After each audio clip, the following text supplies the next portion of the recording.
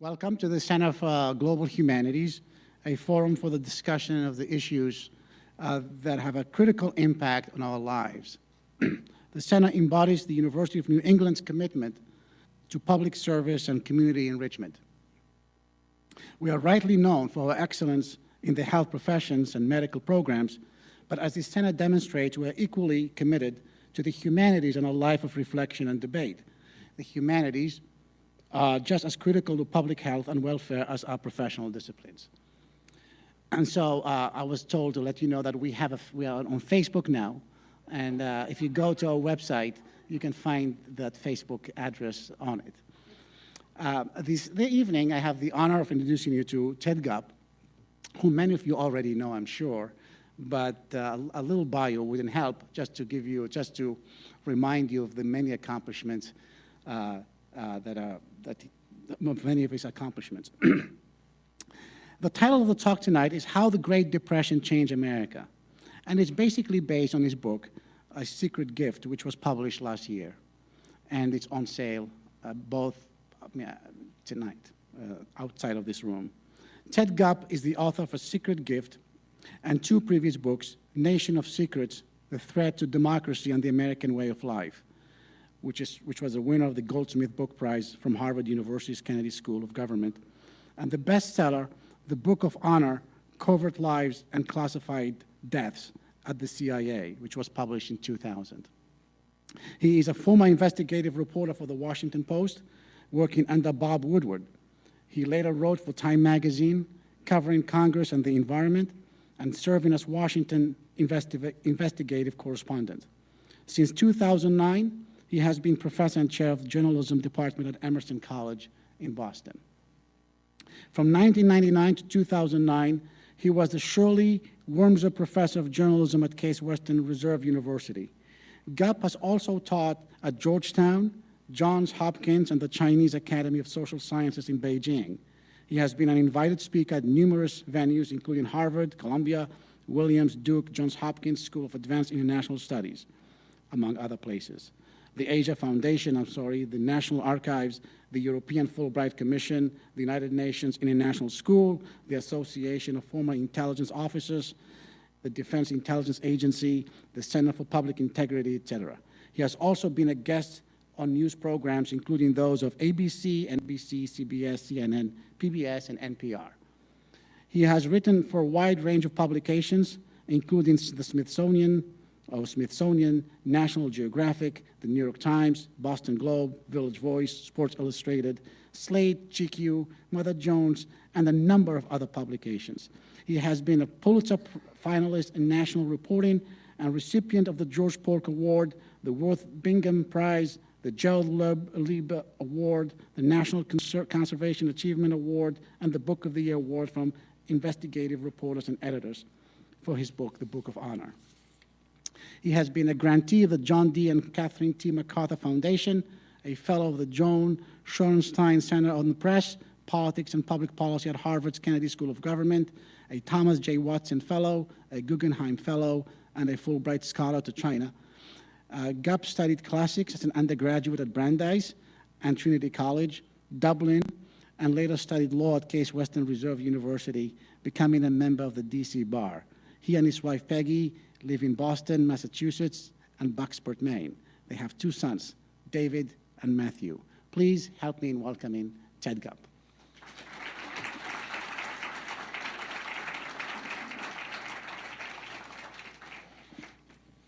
How are you all this evening?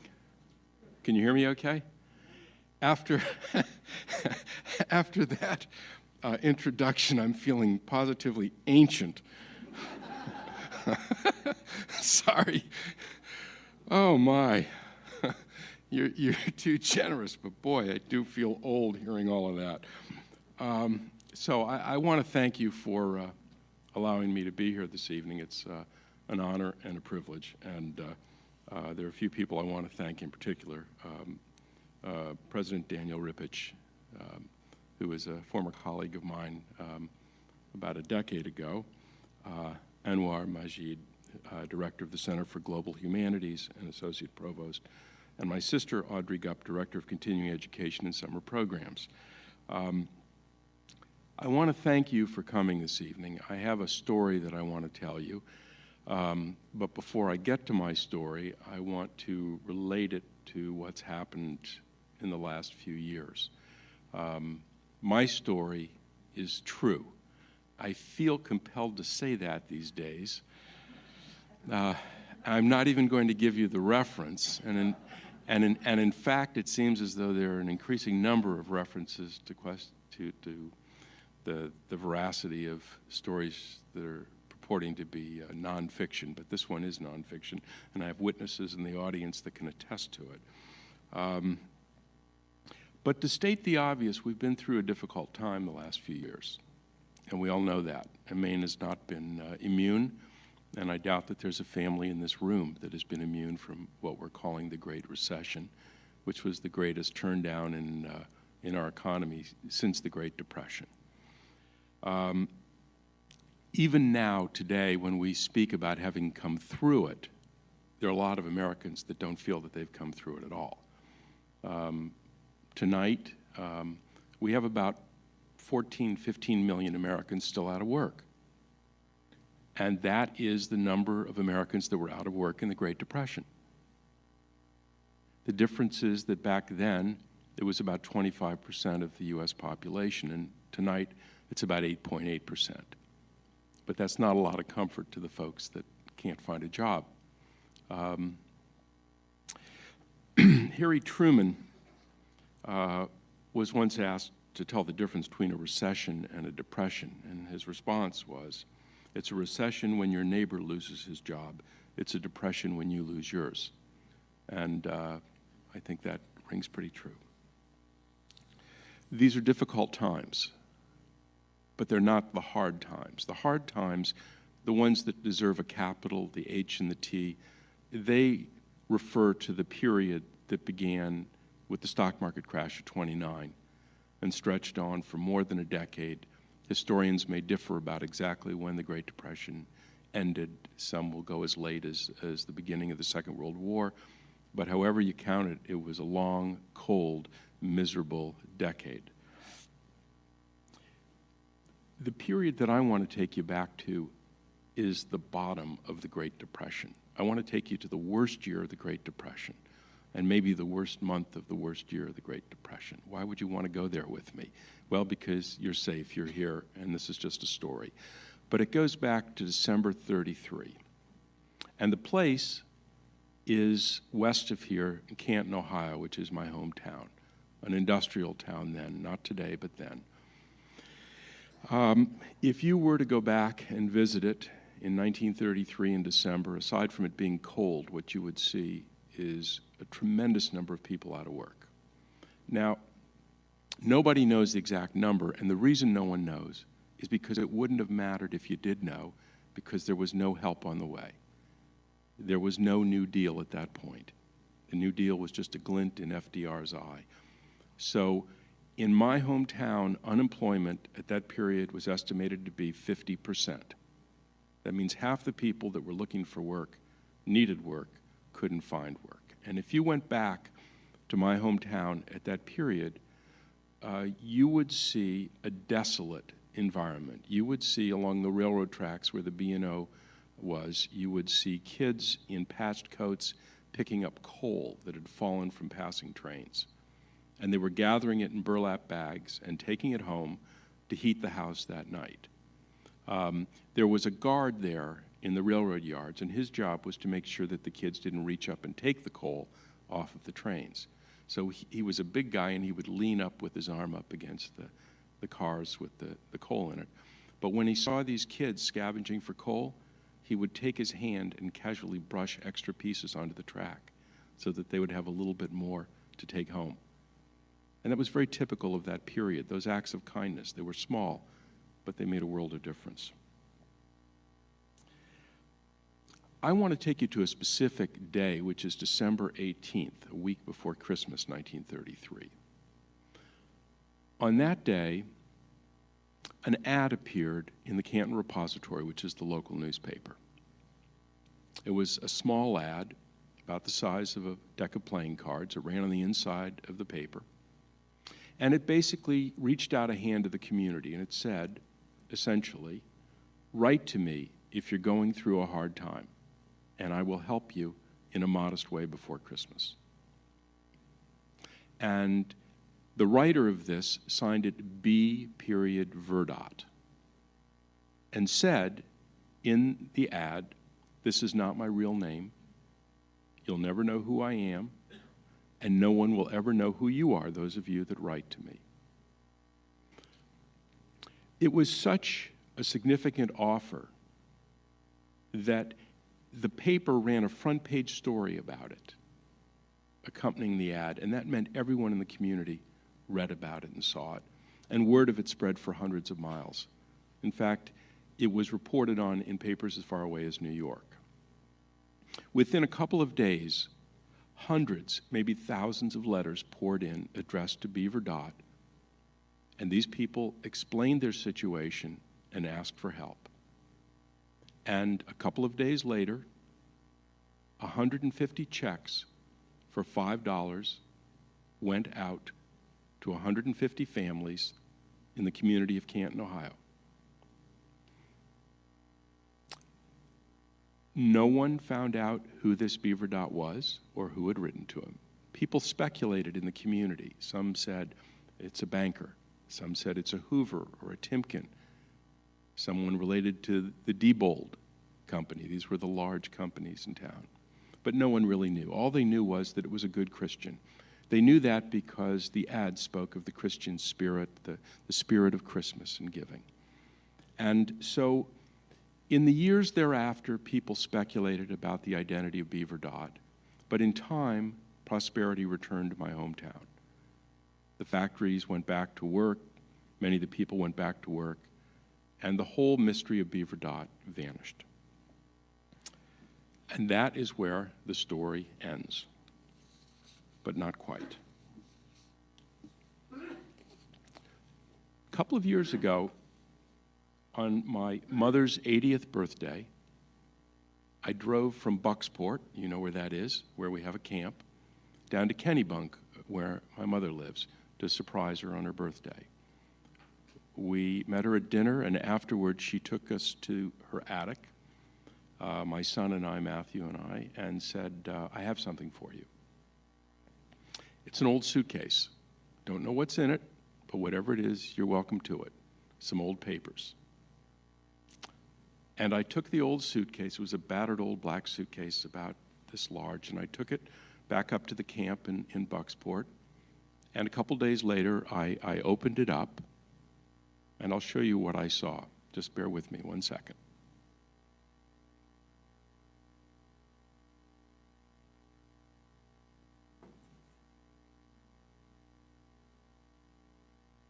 Inside were 150 letters, more than that actually, a couple of hundred letters, all of them dated December 1933, all of them addressed to B. Verdot.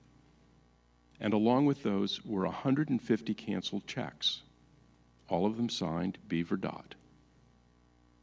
I had no idea what I was looking at. And I put it all away in the suitcase and slid it back under my bed. And a few days later, I pulled it out again. And this time, I found the front page story from the Canton Repository that described the gift. And I realized then that B. Verdot was my grandfather, Sam Stone. And the name B. Verdot was a combination of his three daughters, Barbara, Virginia, and Dorothy, known as Dotsy. Virginia is now sitting in the front row here, the Ver and B. Verdot.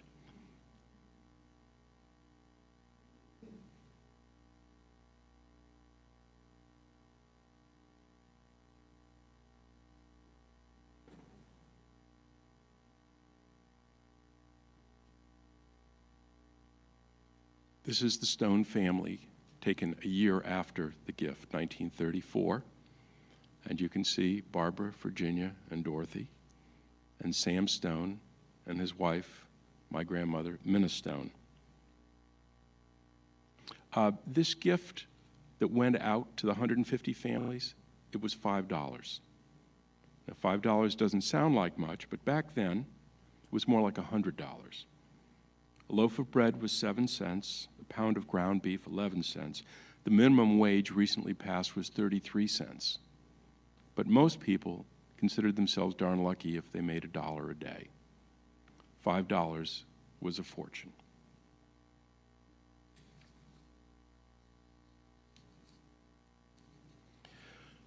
Now, when I found this, and when I figured out what it was that I was looking at, I didn't think of it as a story. I didn't think of it as a book. I had not my author's hat on, but my grandson hat on. I was very proud of my grandfather, and I was very proud of my hometown, but I didn't think of writing about it, and that came considerably later. But when I did think about it, which was in October, when the American economy was cratering and people were talking about sinking into another Great Depression, then I decided that I would do two things. One, I would track down what happened to the people that he helped, their descendants, and see what became of them.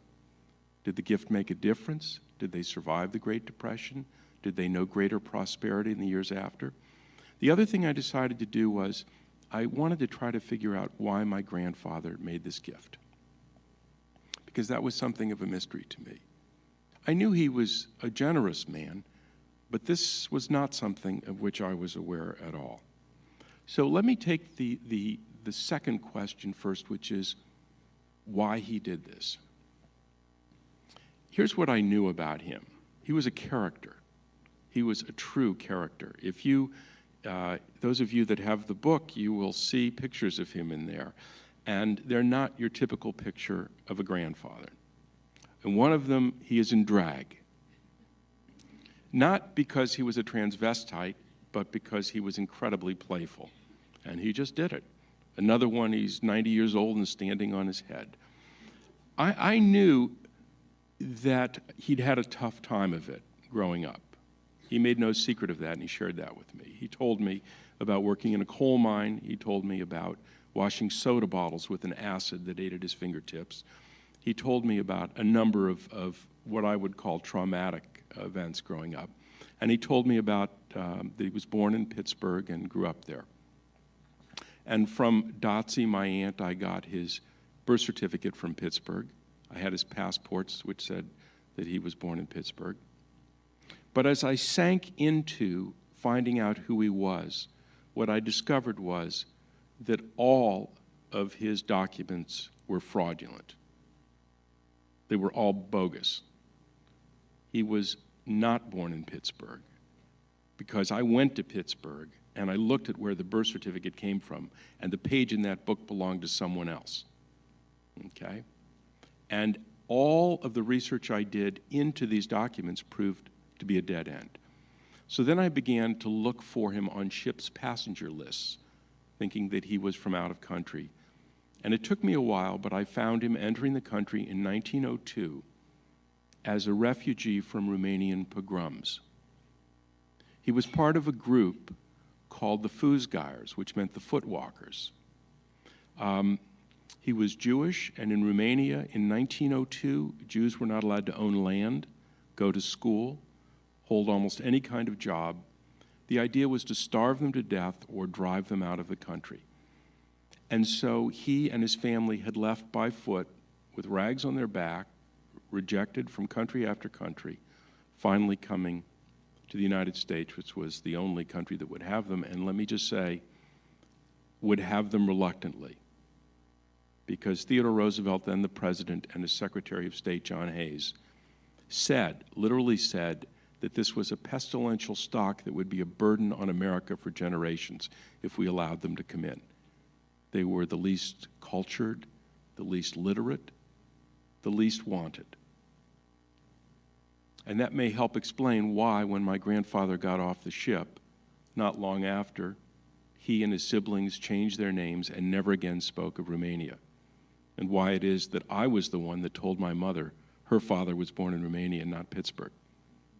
She never heard the word Romania mentioned in her house. So what does that have to do with this gift, that Christmas in Depression-era Canton, 1933? Well, think about the year, 1933. It was the year Hitler came to power. It was the year the first concentration camp opened. And no one understood better what that meant than my grandfather, having endured what he did in Romania. And so it's my belief that this gift, in part at least, is an expression of gratitude to be in a place where he was safe and where he was welcomed and where his family was welcomed. And I do think that that was a significant part of it. But it's amusing to think, after all the speculation of who Beaver Dot was, the good Christian, the wealthy scion of one of the industrialists in town, that the Secret Santa was an Orthodox Jew who spoke Yiddish and kept kosher when he got off the ship. Right?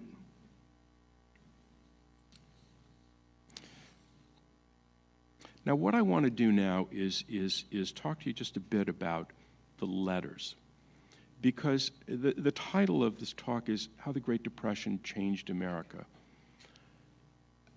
America was a very, very different place in 1933, and Americans were a very different people. Now, I want to say this without offending, insulting, or appearing to be partisan in any way, because these are very politically charged times.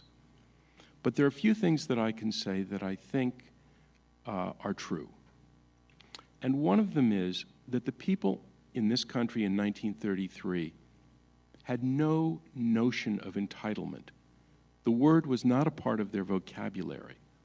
The idea that somehow the government owed them something, owed them anything, was completely alien to them. Completely alien. They were extraordinarily proud. They would not accept charity, by and large. And you can hear this in the letters. People who didn't work were called out of work or down and out or jobless. They weren't called unemployed. Unemployed is a kind of euphemism. And today we even speak of unemployment benefits as if there's some advantage to being unemployed. Believe me, in 1933, nothing could be further from the truth.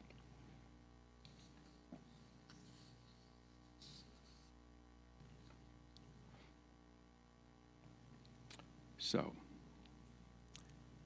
I want to read to you now, or tell you about a couple of these letters, because I think that they will make the case of how different Americans were then and now. Before I do, here's one figure I want you to think about. Today, 1 in 7 Americans rely on food stamps. That's 43 million Americans. That is utterly inconceivable to the Americans of 1933. This is not a judgment about the need for or usefulness or value of food stamps.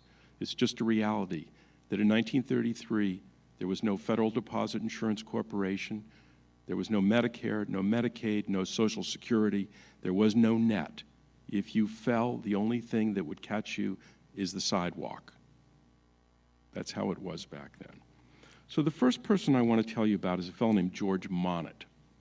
George Monnet was an incredibly successful businessman. And he was so smart that 2 years after Henry Ford incorporated his Ford Motor Company, he started a dealership in Canton and quickly built it up into quite a remarkable enterprise. At one point, he had 1,200 cars, and his showroom took over an entire city block. And he had a summer home, he had a yacht, he was one of the founders of the country club. His wife, Alice, was one of the great socialites in town. I want to show you a picture of him because it's the picture of an aristocrat.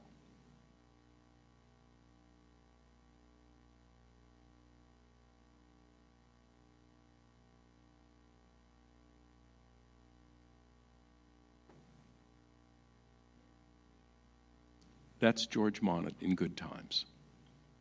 But in 1929, with the stock market crash, and he was overextended, he lost everything. Everything. And 4 years later, he had even less. So I want to read to you the letter that he wrote to Beaver Dot. And what's interesting, among other things, is that almost every letter, out of 150, I would say maybe 146 or 147, were written December 18th, 1933, which is to say they didn't even wait one day to respond to the offer. It's a sign of how desperate they were. The same day they saw it, they wrote. And this is George Monet's letter. Dear Sir, your interesting and benevolent article appearing in the repository prompted me to write and advise how the Depression left the writer. For 26 years was in the automobile business, prosperous at one time, and have done more than my share in giving at Christmas and at all times. Have a family of 6, and struggle is the word for me now for a living. Christmas will not mean much to our family this year, as my business, bank, real estate, insurance policies are all swept away. Our resources are nil at present. Perhaps my situation is no different than hundreds of others. However, a man who knows what it is to be up and down can fully appreciate the spirit of one who has gone through the same ordeal. You are to be congratulated for your benevolence and kind offer to those who have experienced this trouble and such as the writer is going through. No doubt you will have a happy Christmas, as there is more real happiness in giving and making someone else happy than receiving. May I extend to you a very happy Christmas. George Monet.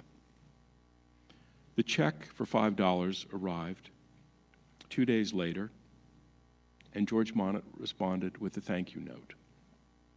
My dear Mr. Beaverdot, permit me to offer my sincere thanks for your kind remembrance for a happy Christmas. Indeed, this came in very handy and was much appreciated by myself and family. It was put to good use, paying for 2 pairs of shoes for my girls and other little necessities. I hope someday I have the pleasure of knowing to whom we are indebted for this very generous gift. At present, I am not of employment, and it is very hard going. However, I hope to make some connections soon. I again thank you on behalf of the family, and an earnest wish is that you have a most happy New Year. Sincerely yours, George W. Monet. And you can hear the dignity in that voice, and you can hear the pain of having written that letter. I want to tell you just a little bit about what happened to George Monet. Before I do, I want to say that my grandfather gave a promise that he would not reveal the identity of the letter writers. So I want you to know that all but one letter in my book is accompanied with a release by a descendant, a direct family member, saying I may publish that letter, because I did not want to violate the promise my grandfather made. And I will tell you about the one letter in a minute. I will read to you and try to explain why.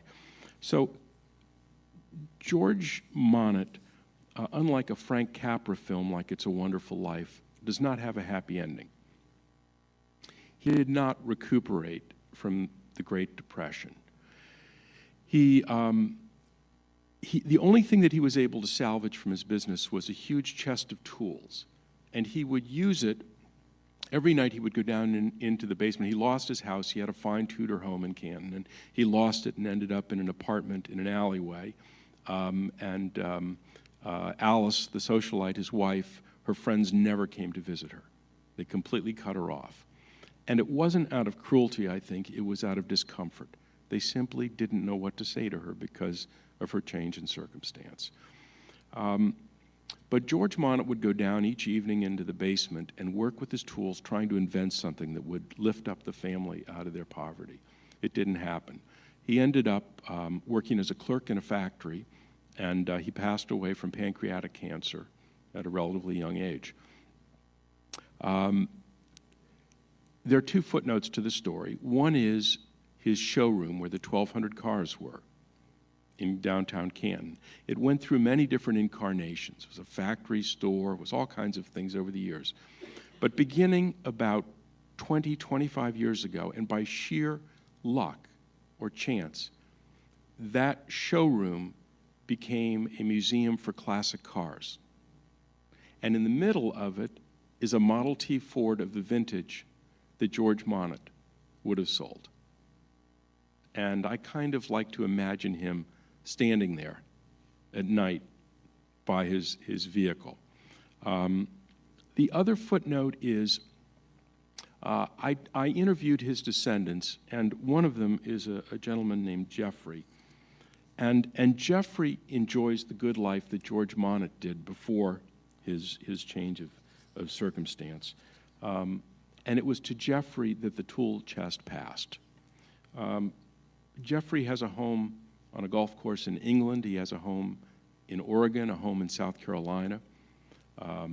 He collects ancient Greek and Roman coins, and he drives a Porsche and a Mercedes, but no Ford. And so he enjoys the good life. And that is just a glimpse of George Monnet. And now I want to tell you about the Bailey family. But before I do, I just want to say that some of you may be of an age to remember the Depression. One of the characteristics of the Depression is that people were frequently, if not constantly, on the move because they couldn't afford the rent or they couldn't afford the mortgage payments. And so they were evicted over and over and over again. And one of the things that's emblazoned on the memory of anyone that grew up in one of these families is the memory of constant moving, the rootlessness of it. And that's what the Bailey family experienced. They had many children, and that's the other thing to remember, that in those days, people didn't just have 2, 3, 4 children. They would have 6, 7, 8, 9 children, and that meant a world of difference. So this is a letter that Ida Bailey wrote to Beaver Dot. Mr. Beaver Dot, kind friend. This Christmas is not going to be a merry one for us, but we are trying to make the best we can of it. We want to do all we can to make the children happy, but can't do much. About 7 years ago, Mr. Bailey lost his health, and it has been nip and tuck ever since, but we thank God he is able to work again. We all work when we can make a nickel honest. 3 years ago, this depression hit us, and we lost all our furniture and had to separate with our children. We have 4 of them with us again. There are 3 girls working for their clothes and board. I do wish I could have all my children with me once again. This was the other great phenomenon of the Depression, is that so many children found their way into orphanages because the parents had a very difficult decision. They could hold on to their children, but then they couldn't feed them, or they would part with them, but know that they would at least be provided for at some basic level. So this is the story of Ida Bailey, but it's not Ida's story that I want to tell you about. It's Denzil Bailey, who was one of their 9 children. And by the time that he was in the 6th grade, he had moved 28 times. He had been to every school in the city of Canton at least once, and in most cases 3 times. He barely had time to unpack his suitcase. He had no time to make friends, no time to complete a course or get credit. And by the 6th grade, he just could see the futility of it. And he dropped out of school and became a janitor, worked in the school. And in time, he met a woman that had a background similar to his, which is not so rare in those days. Denzil Bailey was not an extreme case. They fell in love and they married. And Denzil Bailey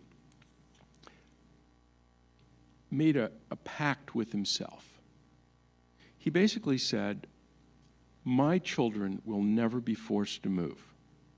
My children will live in one house and one house only, go to one school and one school only, and they will never endure what I endured. And to make good on that pact with himself and with his family, he decided he would build his own house. And he would build it of the most lasting thing that he knew, which was stone. Now, he was not a mason. He was not particularly adept at stoneworking. But he set about to build a house for his family. And so he went to quarries and gathered stone. He went to buildings that had burned down, old one-room schoolhouses. And he brought the stone back to this yard, and he started to build a house. This was not an ambitious or large house. It was 1,000 square feet. And he worked on it with his eldest son, and it took him a year, and then another year, and another year, and then in the end it took him 30 years. And over the course of building this house, everyone in the community knew about his effort and knew what he was striving to do. And they tried to contribute. By that I mean that wherever they went, they would come back and bring him a stone as a token of their support. So one of the people that brought him a stone was his minister, who, when he was in the Holy Land, brought back a stone, which found its way next to the doorway of the house. Another neighbor went to Egypt and brought back a stone from the base of the pyramids. Wherever people went, they brought back stones, and Denzil Bailey always found room for them in this house. His children never had to move, never went to more than the one school, and when Denzil Bailey's health was failing, he knew he wanted to die in this house, and so they set up a bed for him in the living room with his children around him, and that's where he passed away, in his house. That house is still around, it still stands, and today it is owned by his son. And that's the story of Denzil Bailey. I have just 3 more stories I want to share with you, and then what I'd like to do is open it up, because I'd like to hear from you. This story is not a story at all, it's a life, and you have to remember that sometimes. This is about Howard Summers, and this is the one individual from whom I did not get permission, and I'll try to explain why after I read the letter. I'm not going to read the whole letter, but I'll read a portion of it. Dear friend Beaver Dodd. Now, many of the people in this period could not afford a newspaper. It cost a penny. And they would share it. They'd pass it around house to house, and you'll hear that in the letters. Dear friend Beaver Dodd, as I picked up the evening paper, I saw your most generous offer to worthy people. I count myself and my wife most worthy, as for the last 4 years, I have only had a few days' work here and there. But I will go ahead and state the jobs my wife and I have had to do before we would ask for charity. Picking berries in season and selling them as late as 12 o'clock at night. Picking cherries on the share and selling our share. My wife had to climb to the tops of the highest trees, as I am lame and cannot climb. We have started as early as February to gather dandelions. Dandelions were a very common dinner in the Great Depression. We have started as early as February to gather dandelions to sell and sold them till May, or till people would not buy them any longer, as they were too tough to eat. Our wintertime job is gathering sassafras, which is a lot of hard work and not much money in it.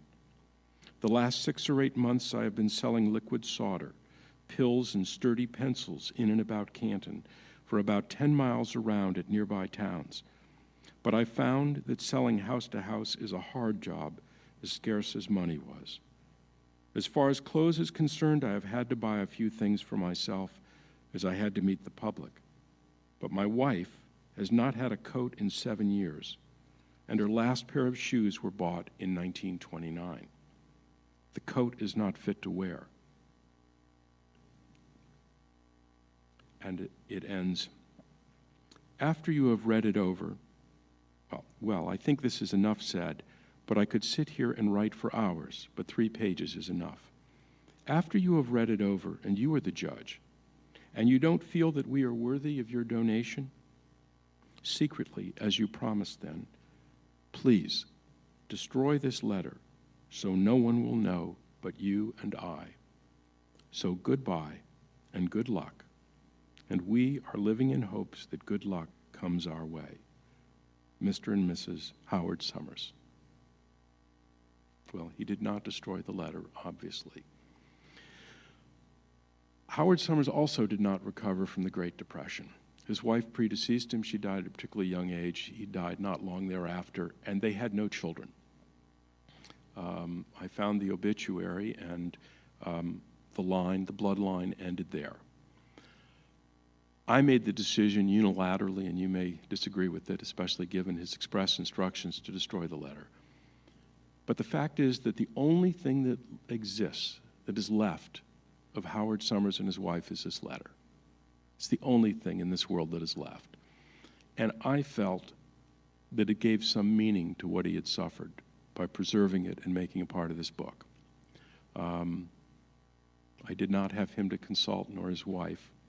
And I had some conflict within myself about what to do with it. But the other thing I should tell you, you could hear the exhaustion in his voice in this letter. When he wrote it, he was 28 years old.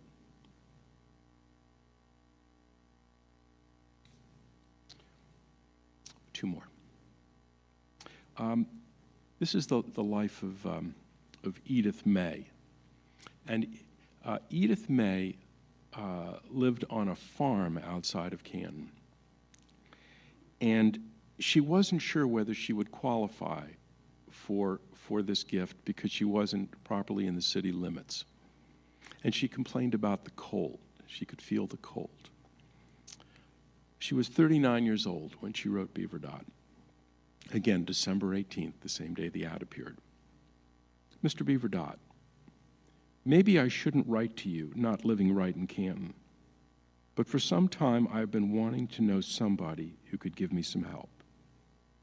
We have known better days. 4 years ago, we were getting $135 a month for milk. They sold milk on the farm. Now Saturday, we got 12. This 12 has to go as follows. Pay for the gas to haul the milk, get chopping, pay for coal, during the cold spell, buy an axe to make wood, buy a tire for $1, and I had $2 to buy groceries. Imagine 5 of us for a month. If I only had $5, I would think I am in heaven. I would buy a pair of shoes for my oldest boy in school. His toes are all out, and no way to give him a pair. He was just 6 in October. Then I have a little girl, will be 4, 2 days before Christmas, and a boy of 18 months. I could give them all something for Christmas, and I would be very happy. Up to now, I haven't a thing for them. Now, I'm not going to read you the whole letter, but I do have to read you the last 2 paragraphs. And oh my, I know what it is to be hungry and cold. We suffered so last winter, and this one is worse. Please do help me. My husband don't know I am writing, and I haven't even a stamp, but I am going to beg the mailman to post this for me. Obligingly, Mrs. Edith May. And that letter was delivered without a stamp. It was in the suitcase that I showed you. Edith May felt the cold. She was Jamaican.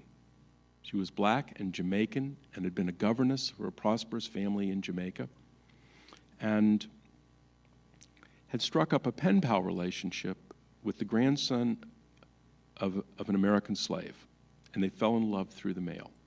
And this gentleman from the United States went over to Jamaica. They met, and indeed they were in love. And he brought her back to this farm outside of Canton, Ohio, where they made a living. There are 2 stories that I want to share with you about her. They come from her daughter, Felice May. The first is, Felice told me that skunk was the smell of money in her family, which meant that her father, to get through the hardest of times, trapped skunk and sold the pelts.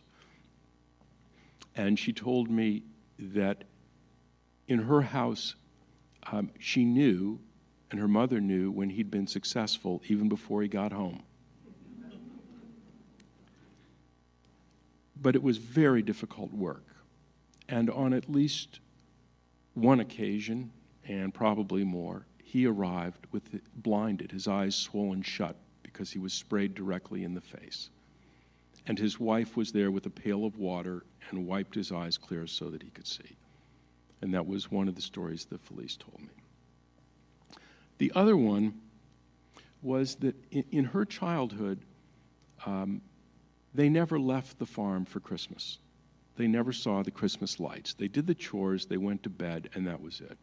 Her birthday was 2 days before Christmas, and she had no store-bought toys, and there was not a lot of gaiety in her life growing up.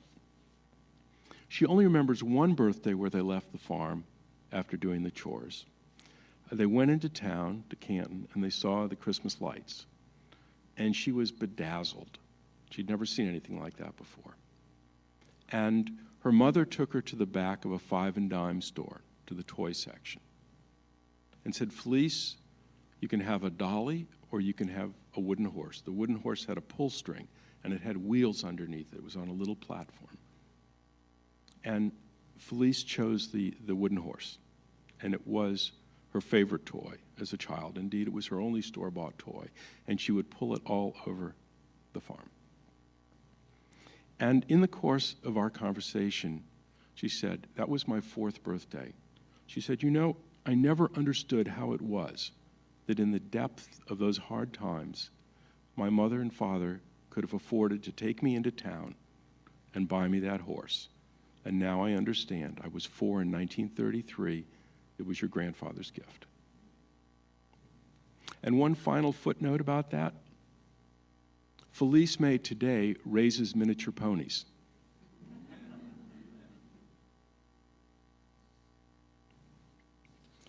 Now, the last story I want to tell you is the story of Helen Palm. I have to smile, and you'll understand why in a minute. So I'm a pretty good reporter. I'm persistent as could be. I don't give up easily. And I'd gone through all the letters trying to find the descendants, and I had succeeded in all but one case. And time was moving on. My book was due. It had to be at the copy desk to be copy edited. And I was holding out because I still had not found a descendant for Helen Palm. And at a certain point, my editor said, time. And I don't like to miss deadlines, so I turned in the book, and it was edited, and it was done. And that gave me a little breathing space, and I had a spare afternoon, and I said, I'm going to make one more run trying to find a descendant for Helen Palm. And after a couple of hours of work, and with some help from a genealogist in Canton, and finding an obituary, I found her daughter, Janet. And it was eureka. You know, I just felt great. I have this expression that I say as a journalist, that God rewards those who make a call after the last call. And this was my call after the last call. So I was interviewing Judith, and I was asking her the same questions I asked all the other descendants about the letter writer, her mother. I asked her when she was born and where she grew up and when she married. And I was about to ask her when she passed, and she said, would you like to speak with her? Yes, exactly. You could have knocked me off my chair with a feather. 149 of the letter writers were deceased. One was alive, and I had found her, Helen Palm. And so an hour later, I was talking with Helen Palm. And I want to read you her note. Dear Sir, when we went over at the neighbors to borrow the paper, remember I told you they couldn't afford to own it, to borrow the paper, I read your article. I am a girl of 14. I am writing this because I need clothing, and sometimes we run out of food. My father does not want to ask for charity, but us children would like to have some clothing for Christmas. When he had a job, us children used to have nice things. I also have brothers and sisters. If you should send me the money, I would buy clothing and buy the Christmas dinner and supper. I thank you, Helen Palm. And she said, oh my God, She's 92. She wrote that when she was 14. And I asked her, do you remember how you spent the money? And she went right back to being a 14-year-old, and she said, gee whiz, you bet. And you'll understand why she remembered, because the first thing she did, she had shoes that had so many holes in them. And you know, December in Ohio is both wet and cold. And she had taken a box of shredded wheat, an empty box, and cut out the shape of the soles of her feet from the cardboard in the box and put it under her feet to help keep out the cold and the wet. So the first thing she did is she went out and she got herself a pair of shoes. And then she got an item of clothing for a brother and sister. And then, all this on $5, she took her mother and father out to a show and dinner. And that was how she spent the money. And of all of the 150 recipients of the gifts, she and she alone lived long enough to know the identity of Beaver Dot. And when I told her who it was, Sam Stone, and Sam Stone, how did he afford this? He had a clothing store in downtown Canton called Stone's Clothes. And when she found out who it was, she said, that little man? And she knew who it was because she and her father in better times had gone in there to pick out a tie. And she said, God bless him. He must be very proud, she said. And I was. So now I want to bring you up to date. This will just take a minute, and then we'll open it up because I'd like to know what you're thinking about and what's on your mind. There are a number of things that have happened. A month before the book came out, I decided I wanted to say thank you to the families for entrusting me with their stories. And so I decided that I would have a banquet for at least 2 or 3 members of each family at an old German tavern that their parents had gone to in Canton called Bender's. It was opened in 1902. And I wanted to bring together as many of the descendants around the country as I could to the Palace Theater, which was built in 1926. Their parents used to escape the Great Depression with a nickel matinee there. And so my mother orchestrated this, sent out the invitations, and we sent out invitations across the land to the descendants of the letter writers and to the descendants of Beaver Dot. And on the evening of November 5th, 2010, they gathered at the Palace Theater, somewhere between 400 and 600 people. And we had some of them come up on stage and read from their letters. The oldest was Betty Snively. She was 97. Helen Palm read her own letter. She was the only one that could do that, obviously. It was an extraordinary evening, and it was billed as an evening to remember, and it was that. There was a composer who had contacted me about writing music about this story, using the words of the letters as lyrics. And he was a well-established composer, and he had a group of 6 classically trained musicians. And they were to fly into Canton and be on stage. And after the people read the letters, they would perform the music using the lyrics.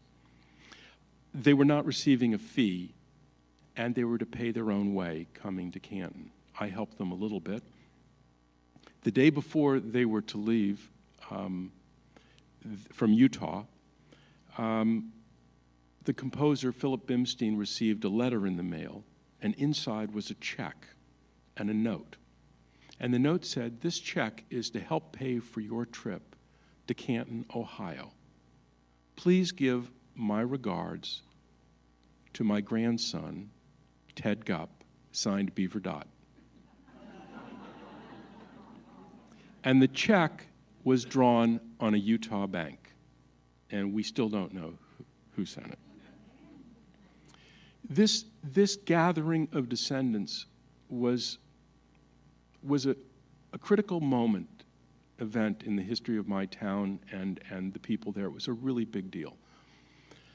And a few days later, 3 prominent businessmen in Canton got together and decided they would duplicate the gift to Beaver Dot.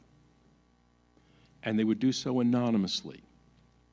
And they took out an offer in the Canton Repository and invited the needy, because my hometown is on hard times again, and said, write to us using the name Beaver Dot, and we will help you before Christmas. And they adjusted the gift for inflation from $5 to $100, so it was $15,000.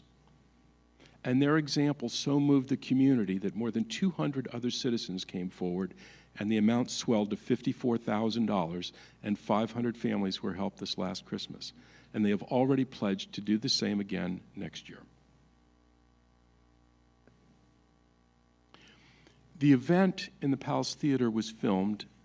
It aired on CBS Sunday Morning, CBS Evening News. It was reported on Voice of America, National Public Radio. The book is now being translated. It's been published in South Korea and Korean. It's being translated in Italian, published in Italy, Mandarin, People's Republic of China, and Taiwan. It's been published in Australia.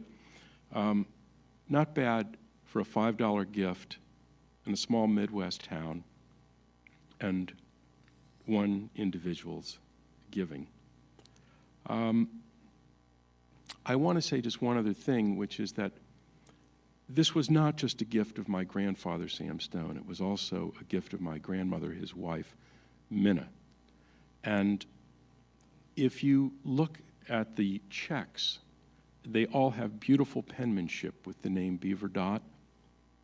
My grandfather didn't get past the second grade and could not write cursively. That was my grandmother's penmanship, her signature. And knowing her as I do, I know she was instrumental in helping my grandfather with this gift. So that's really all that I have to say, but I'm very eager to hear what is on your minds. Please.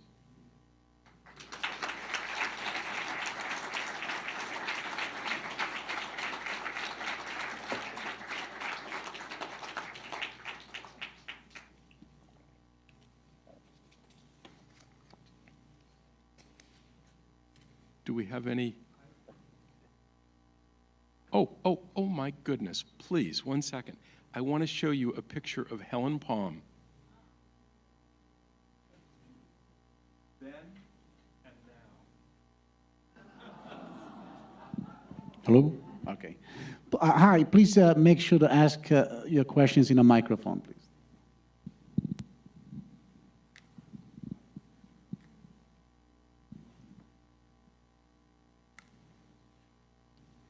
Please.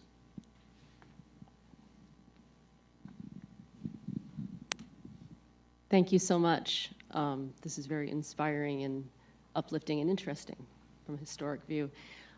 How did your grandfather weather the Depression himself? Obviously, he must have done okay, but how was it for his family? Frankly, they didn't suffer. They did not suffer. There was one point where they had a setback where they had to vacate a very nice house that they had and move into a much more modest house. And it was a bit of an adjustment. I don't think it lasted more than a year or two max. So none of the kinds of hardship that I'm describing were visited upon him. He did not have to endure that. But I'll tell you, he paid his dues before that. The first 30 years, he paid his dues. And my grandmother also had experienced, I won't say hardship, but she graduated from high school at 15 and had to graduate from high school at 15 to help support her family. Her father was a veteran of the Spanish-American War who suffered from malaria. And so I wouldn't say it was a totally easy time for her either. So they were both very empathetic and sympathetic to what was going on around them. You know, I think the thing that intrigued me about your book was that there was no sense of entitlement. So in your perspective as a historian and a writer, how did we go from that sense of a culture where you're not entitled to everything to a culture now where everyone feels like they're entitled to have their right? Do you have any thoughts on that? Do you have a shovel so I can dig my grave here? Yeah, I do. You know, I'm kind of hard to fix politically because there are parts of me that are very liberal and there are parts of me that are not very liberal. the period that I'm writing about here was a quintessential moment in American history. It was the moment at which personal pride, which was fused with integrity, gave way to a realization that no matter how resourceful you were and industrious and persistent, there were limits to what individuals could accomplish. That it had nothing to do with sloth, that one couldn't find a job. The system didn't work. It had failed them. And so the country had to make a decision whether humanity would trump individual pride. That was what the New Deal was about. And this week, writ large across the country, opened the door, not just for the New Deal, but for a kind of covenant between the people and the government that we would not allow our neighbors to suffer unduly if we could do something about it. And I think that was the origin of what we call entitlements. At a certain point, I think that notion, that mentality, down through a couple succeeding generations changed. And there was a presumptuousness that crept in. I think that the New Deal and what it brought in was essential. And if we had not done so, it would have been unconscionable as a nation. But I think that there is at least one generation, maybe two of us now, who are not cognizant of the kind of sacrifices and hardship that our grandparents and parents endured. And I hate to say this, but maybe are not made of sterner stuff. That they might be not willing to do the kinds of work that our grandparents did in order to keep food on the table and such. It's a different kind of pride, and that's not necessarily a healthy pride. That's just my own personal view.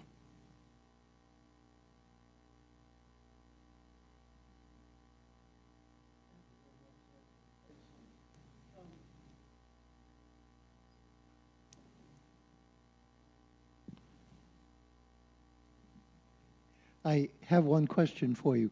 There is, I believe, sociological evidence that the group of individuals who either went into high school or attempted to enter the job market during the Depression became quite different after World War II. A very conservative, very non-risk-taking, successful generally, but not very outstanding group.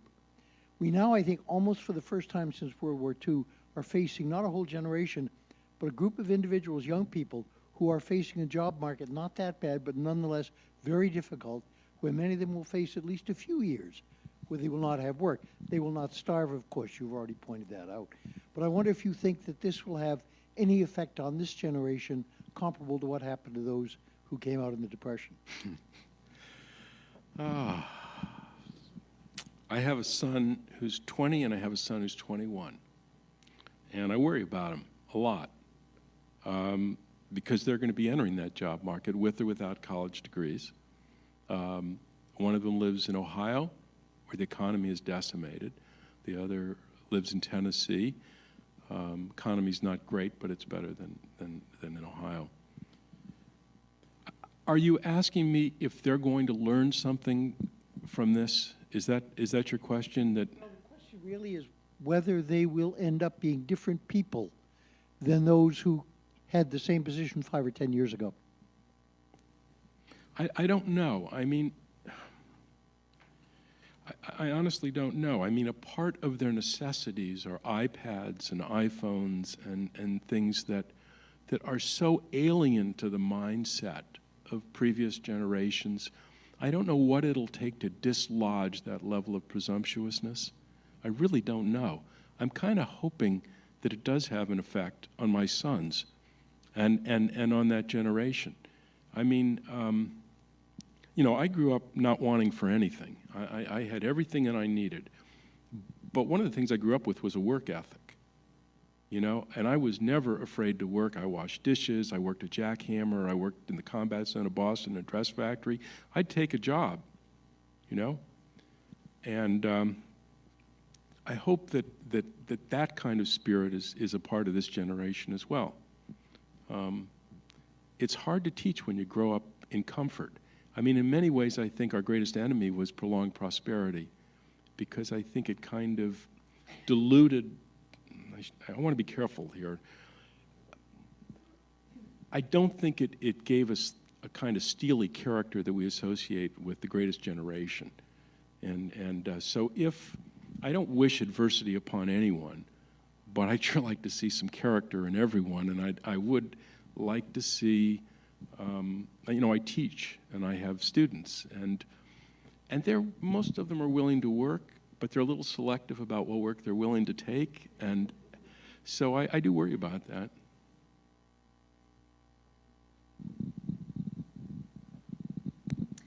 Hi. One of the things that was really very apparent in the letters as I read the book was that, by and large, most of the letters had to do with not asking for themselves, but for asking for their children. And so it's often our children that motivate us to do more than we would normally do. And I think that really resonated in your book. And I think because the times I grew up with my mother was a child during the Depression, and she had to work very hard to raise 5 children by herself, is that with each generation, you want your children to have a little bit more than you had. And, one of the things that we hoped after my husband and I each read your book, was to give it as gifts at Christmas time to relatives and, family, friends. And our hope is that as people read your book, that they realize that they can do small things that will help people around them. They don't have to just send a gift to Haiti, which Right. is admirable and we should do, or to Japan. But there's people in our neighborhoods that won't ask for help, that could use a little bit extra. So, in that, I really applaud you for telling your grandfather's story, because I think it does remind us that there's people all around us in our communities that can benefit from small gifts of kindness. Right. So thank you for that. Well, thank you. I mean, I do think that one of the effects of the Great Recession is at least that there's a bit of a reminder. It's kind of sobering, but it does remind you that we have a responsibility to each other. We live just outside of Cleveland, and in the year before we moved, Cleveland was decimated. I mean, foreclosures, you name it. And the public libraries of the city of Cleveland made an offer to the community that instead of paying off your fines for overdue books, you bring in canned goods for the needy, because the food bank couldn't keep up with the need. And that was a sign of where the community was. The house across the street from us was vacant for 2 years, foreclosed on. Lovely family had to move. So I think that that kind of really kind of self-centered, aggressive acquisition mode that characterized a lot of years, I think at least it was dealt a temporary setback, and if so, that's not so bad. In exchange for a greater sense of community, I don't think that would be a bad thing. So.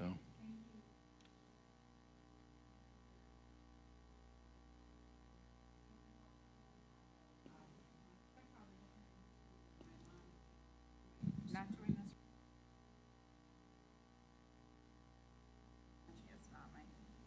There we go. I was saying my stepfather's 102 and my mom is 86, and we're going to be together. They're flying to South Carolina for Easter from Ohio. I mean, this is certainly, they have memories of this period. And the thing that I think is interesting with my grandchildren, so it would be great-great-grandchildren from this generation, my grandson said, Nana and Jake live lightly on the earth, don't they? And I said, well, what do you mean? And they said, well, they fold the wrapping paper at Christmas and they put it in the drawer and they do, all of those things. And this 9-year-old is picking up on it. He's saying they're really good to the environment. And I think that's the other thing that this sort of consumer lifestyle that we live in, it's really striking to these kids when they see the difference, and those are habits of a lifetime and of that generation. I think so. It's those acts of kindness that you talked about that we can do for each other. But I think the other thing is they really model a way of living on this earth that's really very special too. And I also am wanting to give this as gifts. I think it's a beautiful story and really speaks to Midwest values in my home. So thank you. I like that Midwest values thing. I have to say, but I don't think it's just Midwest. But you know, I'm not trying to promote my book in any way. I don't care how the generation gets the lesson. One of the things was a great source of pleasure to me. I gave a talk about this book at a church in Biddeford Pool before it even came out, a couple months before. And the first woman that came afterwards, there was someone there taking advanced orders on the book. I hadn't sold any books yet. It hadn't come out. It wasn't going to come out for a month. And the first woman that came up to buy the book, I said, "You're the first person to buy this book in the entire country. I'm paying for it." So I picked up the tab on that. But the second person was a grandfather, and he bought 5 copies for his grandchildren. And I thought, that's what I want. That's what I want. It's funny because for the elderly, the book brings back memories. But for the young, it informs them of who their grandparents are and why they are the way they are. Because I've gotten hundreds and hundreds and hundreds of emails. And one of the most common themes is, I finally understand why my grandparents are the way they are. You know, these are written by people in their 20s, 30s, 40s. And until they understood what that period was like for their grandparents, they didn't really understand the habits of their grandparents, the view of life, the ethic of conservation and waste not, want not, and all of that. So, anyhow.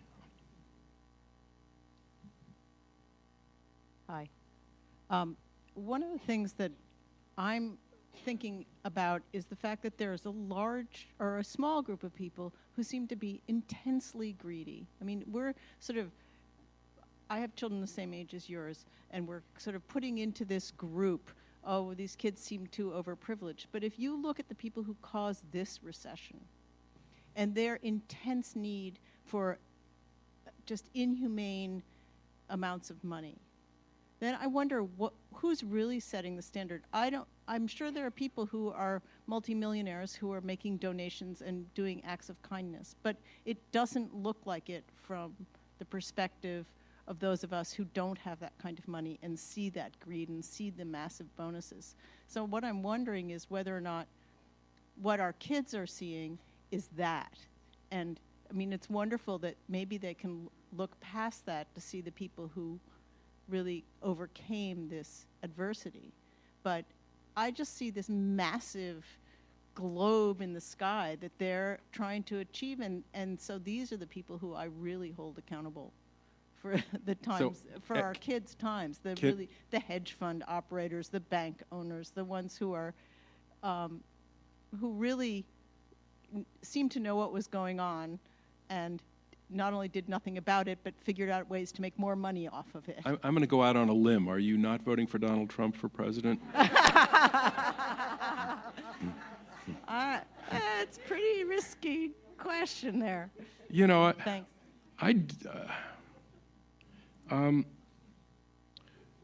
My wife has an expression which is, life isn't fair. And my God, I'm persuaded that she's right. The idea that we passed through those years that we just passed through and nobody went to jail, and that people like the head of Countrywide get fined something like $20 or $30 million and walked away with $600 million, there's something wrong with that. And you know, I don't pretend to understand what the dynamics of that are, but it has to do, I mean, our people, our citizenry, are the ones that determine what the response to that kind of thing is. I mean, it's in our hands. If we were really upset about it as a people, then there would be politicians who would carry out our mandate. and there would be prosecutions for fraud and all the manipulation that created that. Now, one last thing, we could all be indicted a little bit. That is, we participated in the fraud to some degree. We all thought home ownership is just a Roman candle going up and up and up in value, and you know, there were a lot of ways in which I think we were complicit in buying into this notion. And but I really do hope that there's, and this is not a Republican thing to say, but I really do hope that there's greater regulation of the financial markets and the banks, and that we go back to less speculation and less creativity in creating financial instruments like the collateralized debt obligations, the bundled mortgage stuff that was unappraisable. And I mean, I worry too, because the press is less aggressive now because its ranks have been thinned because of the economy. So there are fewer people watching, and that makes us more vulnerable. So yeah, I'm concerned about that. I do, you know, in this weird way, I do kind of think that life is kind of morality play, and you get your just comeuppance to some degree, and not just individually, but as a society. So, you know, if we're really concerned about it, we ought to do something about it. We have a question from Paris. From where? From Paris, France. I love it. In your opinion, did the Great Depression affect the rest? Oops. In your opinion, did the Great Depression affect the rest of the world or other countries? Suad El Tayyib, Paris, France. Isn't that wonderful? Isn't that wonderful? This is, you know, that's why you got to love technology, right there, really. Well, it was a worldwide, you were talking about the Depression or the recession? The Depression? Oh, the Great Depression was worldwide. I mean, that was absolutely worldwide. And by the way, so was the Great Recession. And the world has only gotten more global that way. We're more interdependent, not less. So, but yeah, the Great Depression had a devastating effect on countries around the world. So, yeah. Take one more question if there is one, please. Oh, there are two more. And that, yeah, okay. Thank you, Mr. Gupp. I really enjoyed your talk. And I want to say thank you to your mother for giving you the suitcase. Yeah, I agree. It makes me think about the scraps of paper I have from my father, of course, and who talked, and I'm not a reporter. I wish I'd asked the follow-up questions. When he graduated from high school in 1934, he got into a car in Greenfield, Massachusetts, and drove his mother to Los Angeles. I still don't know why he drove his mother. His father was gone off somewhere, and he talked about the adventures along the way and cutting out the card. There was the cardboard for the shoes and the newspaper for the tires, and the AAA directions. And I'd like to see a triptych from 1934, and it just brings back how precious these stories are, and that we have to keep listening to them and collecting them, and waste not, want not, and use it up and wear it out. And I've got a lot of that in me still, and it's irritating to my children, but not all of them. One of whom, I got an iPad this week myself as a reward for long service on my job, and my son called me and said, your book should be the first thing I download on it and read. So it all comes full circle. I said, but gee, how can you get an autograph on a downloaded, but that's another story. So thank you very much, and that photograph is just priceless. So thank you for sharing these stories and reminding us how important these stories are. Well, you remind me of something, which is that none of us are going to be around forever. So if you are interested in history and family history, yesterday was the time to get it, and today is certainly the time to get it. So, you know, if you have someone that you want to interview, film, take in video, slides, whatever, tape record, audio, you know, collect letters, now is the time to do it. I cannot tell you how many times I hear people say, you know, my grandmother, my great-grandmother had an incredible life, an incredible story. Oh, how I wish I had sat down with her and interviewed her, talked to her, tape recorded. You know, this is the time to do it. And every one of you sitting here has an incredible story behind you. You may or may not know it, but you do. There is not a soul that passes through this mortal coil that doesn't have a remarkable story to tell. And you know, you really should collect them because otherwise they vanish, you know? So there was another, please. Yeah, have heard my grandmother tell of things that she did as they were not hurt by the Depression. My mother's family was different. But is that something in researching it that you came across, that in other towns there were other acts of, kind of random acts of kindness? Yeah. It was general at that point of time? Right. The beauty of this story, and I should have said it, is that it's not unique. The particulars of it may be unique, but the impulse behind it and the act to help others is in no way unique. All across this country through this period, there were untold acts of kindness done anonymously. Every town, money disappeared, so everything was by barter. People exchanged one skill for another. That's how it worked. You know, if you were a cobbler, you could fix the grocer's shoes in exchange for some groceries that week. And that's how this country stayed afloat for a decade, through the 30s. And there are remarkable stories. Undertakers buried people in exchange for God knows what services from the families. Babies were delivered without any money being received. Doctors routinely cared for people that couldn't pay. They knew they couldn't pay. Some of those doctors eventually lost their homes because they couldn't make the mortgage or they couldn't make the rent. And everywhere there are these stories. The dairyman, I mean, in my hometown, the fellow that delivered the milk, he would never cut off the milk to families that had infants or young children, ever. And so he delivered it knowing he wouldn't get paid. And he told me, the son told me, that some of those bills were paid 20 and 25 years later by the descendants, but they were paid. But they would not leave infants or young children without milk because they knew it was important. That was the mindset of the era. It really was. And so it wasn't just my grandfather, and it wasn't just Canton, Ohio. You know, if you knew, I promise you, every town of the size of Canton and larger across this country had not one person, but many, many people putting in tireless hours and what money they had and what energies they had to help each other.